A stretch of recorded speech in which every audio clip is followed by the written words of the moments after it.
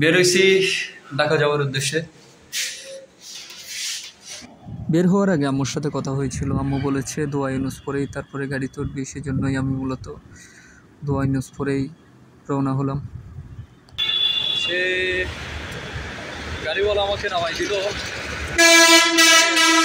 থেকে হেঁটে যাচ্ছি। গরিবুল্লাহ শাহ গিয়ে হচ্ছে ঢাকার বাসে উঠবো।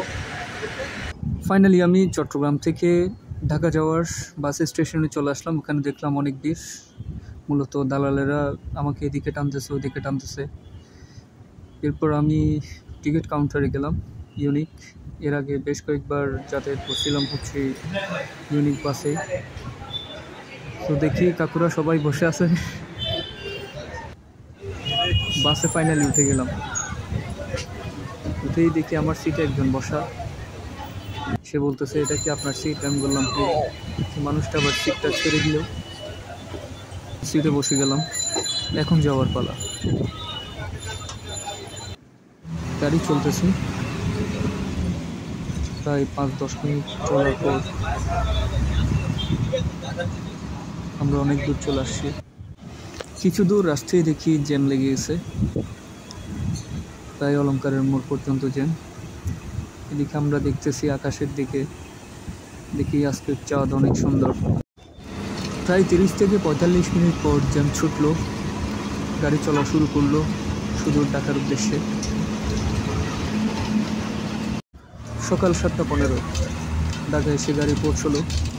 যদিও বা এই গাড়িটা পৌঁছানোর কথা ছিল 6টা বা 6:30টার মধ্যে। আমার পিছনে সবাই ঘুম, এবার আমি ঘুম দিচ্ছে। সকাল হয়েছে, তাদের ফোন খোঁজ হয়নি এখন। ফাইনালি নেমে গেলাম গাড়ি থেকে গোলবাগ। নামার পরে দেখি অনেক রিক্সাওয়ালা ডাকতেছে, মামা কোথায় যাবেন কোথায় যাবেন? আমি ওদেরকে বললাম আপাতত যাচ্ছি না। আমি হাঁটা শুরু করে দিলাম, যাচ্ছি মূলত বন্ধুর বাসায়।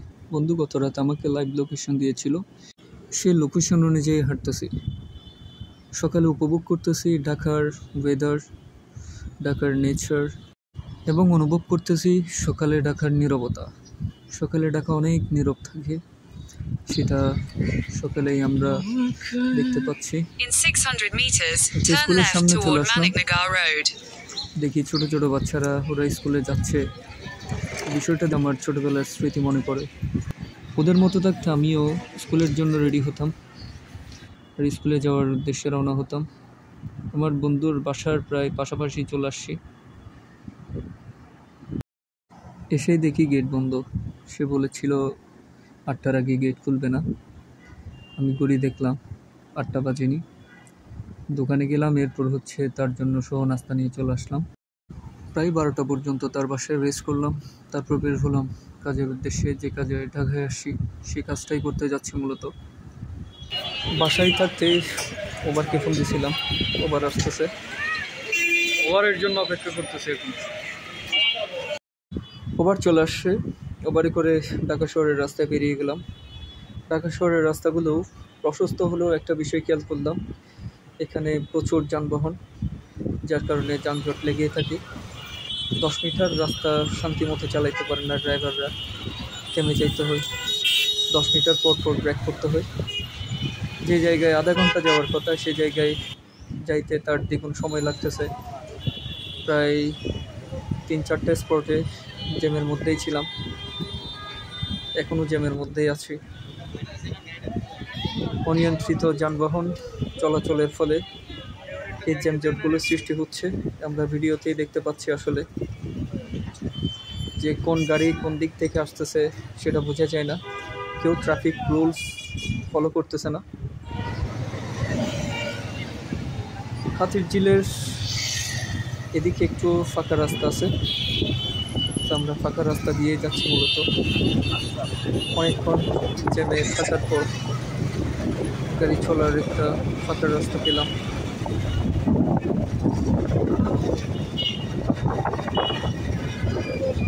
লোকেশনে দেখাচ্ছে অফিসের প্রায় পাশাপাশি চলে আসছি।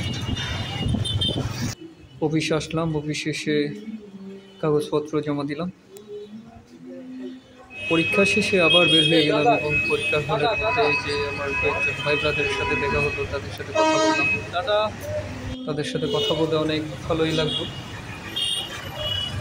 হেলমেট তো পরে যাচ্ছে ভাই, সমস্যা নেই। ঢাকা শহর যে কত সুন্দর তা আপনি একটা ফ্লাইওভার উঠলেই বুঝতে পারবেন। ফ্লাইওভার থেকে ঢাকা শহরটা অনেক বেশি সুন্দর লাগে।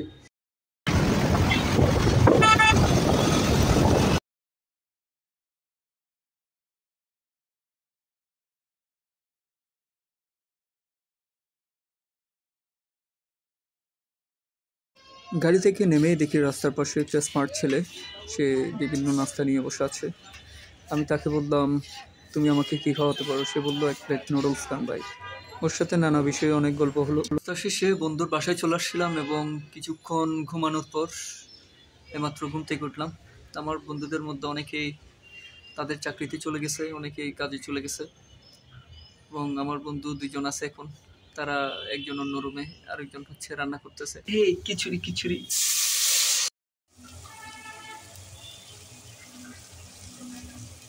ব্যাচেলর বাসার একটাই সমস্যা, সেটা হচ্ছে রান্নার সমস্যা।